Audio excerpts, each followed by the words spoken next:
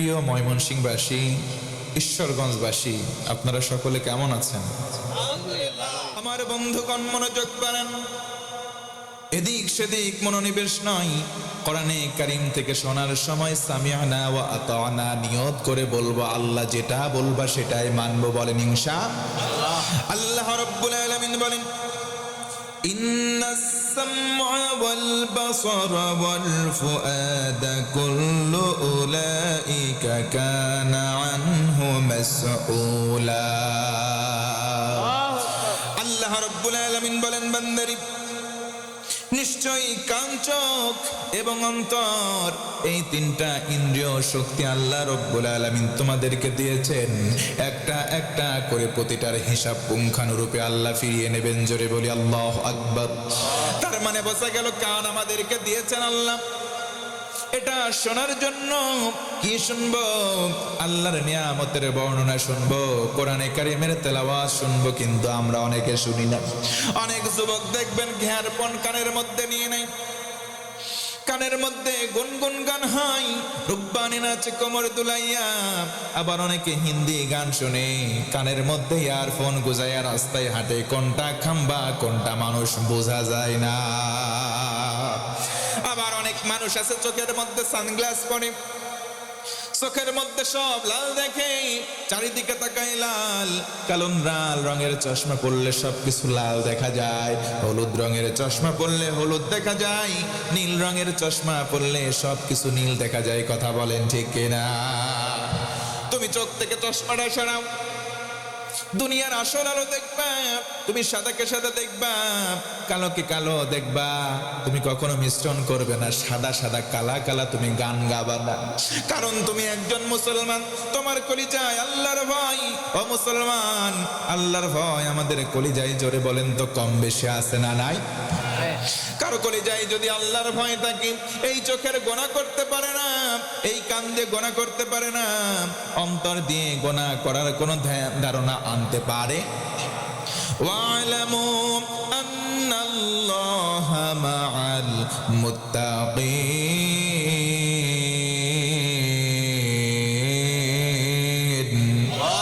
আল্লাহ রাব্বুল আলামিন বলেন, বান্দারি জেনে রাখো, শুনে রাখো, আমি আল্লাহর ঘোষণা, আমি আল্লাহর এলান হলো, বান্দা যদি তোমার কলিজায় আল্লাহর ভয় থাকে, তোমার কলিজার ভেতরে যদি আল্লাহর ভয় থাকে, আমি আল্লাহ এলান করলাম, আমি আল্লাহ তোমার সঙ্গী হব।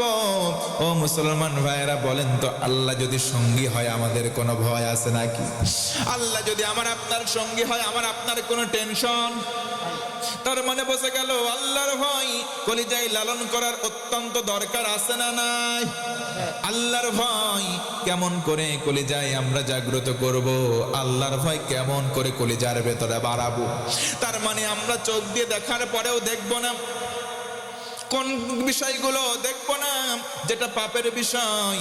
ও মুসলমান যুবক বন্ধুগণ, অনেকে তুমি রাত্রি বেলা শান কক্ষে প্রবেশ করো, তোমার ঘরের দরজা বন্ধ করে দাও, ঘরের বাতি বন্ধ করে দাও, লেপের নিচে মোড়া দাও, কম্বলের নিচে মোড়া দিয়ে অন্ধকারের ভেতরে আরেক অন্ধকার, সেই জায়গায় মোবাইল নিয়ে তুমি গোনা করো না, সওয়াব করো, কেউ না দেখলেও দেখেন কে? তার মানে বোঝা গেল তুমি কিছু করতেছো, বোধহয় কেউ দেখে না। তোমার পাশে আরেকজন শোয়া, তোমার গুনাহগুলো সেও জানে না। পাশের রুমে অনেক দূরে বাবা মা থাকে, তারা কিছু দেখে না, জানে না।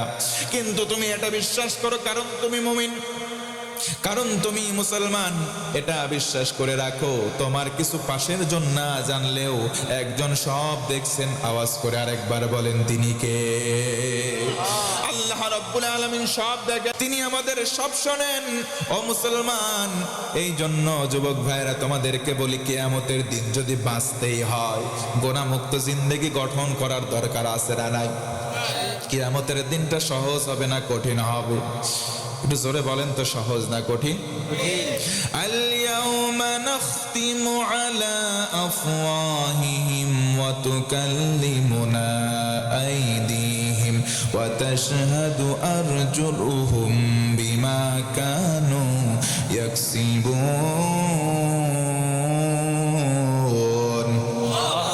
আল্লাহ রাব্বুল আলামিন বলেন, বান্দারি ঠোঁটের মধ্যে সেলাই দেওয়া হবে, তোমার মোহর দেওয়া হবে, দুইটা হাতের জবান খুলে যাবে, হাতগুলো আল্লাহর কাছে সব কিছু বলে দেবে, পা দুইটা তোমাকে সাক্ষী দিয়ে আল্লাহর কাছে সব বলে দেবে।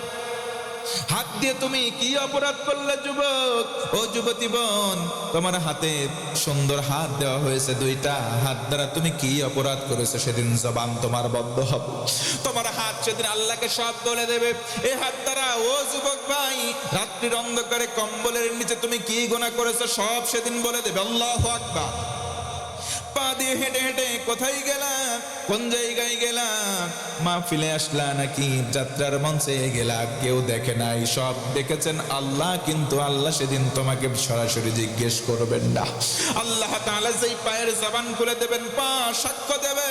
ও মুসলমান, এই জন্য কান হোক, চোখ হোক, অন্তর হোক, গোনা মুক্ত করার দরকার আছে না নাই? আমার মুসলমান বন্ধু, সেদিন মা তার সন্তানকে বলে যাবে। ও মুসলমান, বাঁচার কোনো উপায় নাই। আমার নবীজি সাল্লাল্লাহু আলাইহি ওয়াসাল্লাম কেবলমাত্র শুধুমাত্র গুনাহগার উম্মতের জন্য কান্দায় সিজদায় পড়ে রইবেন। আল্লাহ বলবেন, ইরফা রাসাক ইয়া হাবিব, ও আমার হাবিব, আপনি মাথা উঁচু করুন। মাথা কেন সিজদায় পড়ে রয়েছেন? মাথাটা উঁচু করুন। আপনার দিলের মধ্যে কি এমন কামনা রয়েছে, কি এমন চাওয়া পাওয়া?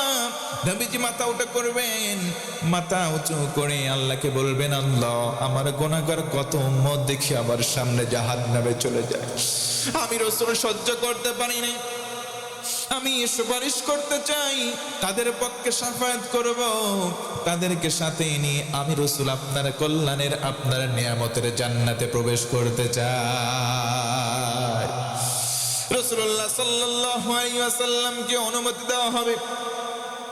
নবীজি আমার জান্নাতে যাবেন, আমাদেরকে নিয়ে নবীজির হাতে একটা পতাকা থাকবে, সেই পতাকার নাম হলো লিওয়াউল হামদ, প্রশংসার পতাকা। বলি সুবহানাল্লাহ।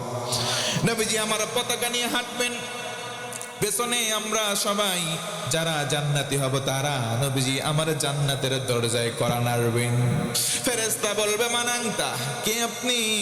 নবীজি বলবেন, আনা মুহাম্মদ সাল্লাল্লাহু আলাইহি ওয়াসাল্লাম। ফেরেশতা বলবেন, আমির তো আপনার জন্য আদেশ পেয়ে অপেক্ষারত আছি, আমরা তো আদিষ্ট হয়েছি, আপনার জন্য অপেক্ষায় আছি। দরজা খুলে দেওয়া হলো, নবীজি আমার সবাইকে যারা জান্নাতি হবে নিয়ে জান্নাতে প্রবেশ করবেন। বলি সুবহানাল্লাহ। নবীজি বলেন, আমার উম্মতদেরকে নিয়ে জান্নাতে প্রবেশ করলাম, জান্নাতের ভাগ হয়ে গেল, কাতার হয়ে গেল, কাতারের সংখ্যা 120 খানা হয়ে গেল। ও মুসলমান, বলেন তো জান্নাতের মধ্যে সম্মানের কাতার বা লাইন হবে কয়টা? 120টা লাইন হবে। নবীজি বলেন, আমার উম্মত 80টা লাইন জায়গা পাবে, 80টা লাইনের মধ্যে আমি নবীর উম্মতেরা জায়গা পাবে, আর বাকি যেই 40টা কাতার থাকবে সকল নবীর উম্মতেরা সেই 40টা লাইনে জায়গা পাবে। বলুন সুবহানাল্লাহ। তার মানে আমাদের মর্যাদা কত বেশি, আমরা কত ভাগ্যবান। নবীজি এটা বলে ক্ষান্ত হন নাই। নবীজি বলেন, সর্বপ্রথম ভিআইপি একটা লাইন বানানো হবে, প্রথম লাইনে সবাই ঠাঁই পাবে না, জায়গা পাবে না, স্থান পাবে কারা? শুনে নাও। আল্লাযীনা ইয়াহমাদুনাল্লাহা ফিস সাররাই ওয়াদ দাররা, যারা জমিনে চলার সময় সুখে দুঃখে সব সময় প্রশংসা করত আল্লাহর। কার? আল্লাহ। আল্লাহর প্রশংসা যারা করত, জান্নাতে যদি চলে যায় জান্নাতের প্রথম কাতারে জায়গা পাবে ভাই। এই জন্য হর হালতে প্রশংসা আদায় করতে হবে কার? আর জোরে বলেন কার? প্রশংসা কখন করব? লাহুল হামদু ফিল উলা ওয়াল আখিরাহ ওয়া লাহুল হুকমু ওয়া ইলাইহি তুরজাউন। প্রতিটা কাজের প্রারম্ভে আল্লাহর প্রশংসা, প্রতি কাজের শেষেও প্রশংসা। কেন করব? কারণ একদিন আমরা ফিরবো একজনের দিকে। মুসলমান, আওয়াজ করে বলেন তো ফিরবো কার দিকে?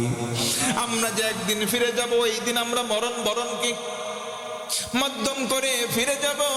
একটু জানতে চাই ভাই, বলেন মৃত্যুবরণ করব এই বিষয়ে কারো কোনো আপত্তি আছে নাকি? একদিন মারা যাবে কোনো সন্দেহ আছে? কখন মারা যাব আমরা কেউ জানি? ইযা জাআ আজালুহুম লা ইস্তাখিরুনা সাআতাও ওয়া লা ইস্তাকদিমুন। মানুষ তোমার যখন আজাল চলে আসবে, মৃত্যুর সময়সীমা যখন নির্ধারণ হয়ে যায়, 1 সেকেন্ড তোমাকে সুযোগ বা অবকাশ দেওয়া হবে না। 1 সেকেন্ডকে কেন্দ্র করে এক ধাপ সামনের দিকে যাবা বা পেছনের দিকে আসবা না, বরং জায়গায় তোমার মারা যাওয়াই লাগবে। আল্লাহু আকবার। ও মুসলমান, তার আগে বলেন তো চোখ, কান আর অন্তরের গোনা ছেড়ে দেওয়ার দরকার আছে না নাই? রব্বুল আলামিন বলেন ওয়াল্লাযীনা লা ইয়াশহাদুনা যুর।